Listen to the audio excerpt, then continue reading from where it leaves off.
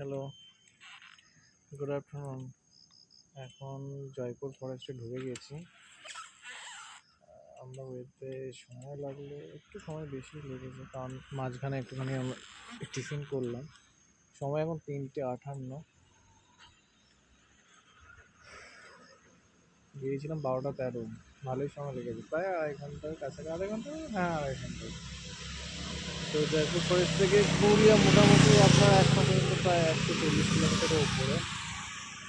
অনেকদিন পরে এলাম জয়পুর ফরেস্টে। এখন ফরেস্ট এলাকা বেশ কিছু হোমস্টেও করেছে, এগুলো ভিজিট করে এখন সম্ভব নয়।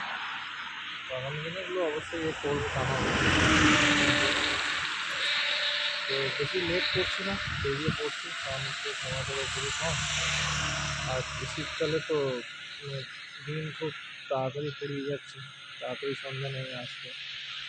সবাই জানেন 5:10 মোটামুটি সন্ধ্যা হয়ে যাচ্ছে এখন। ঠিক আছে, চলুন আসবো নেক্সট ভিডিও নিয়ে। তারপর তো অযোধ্যায় মিট হচ্ছে। ওকে, টাটা।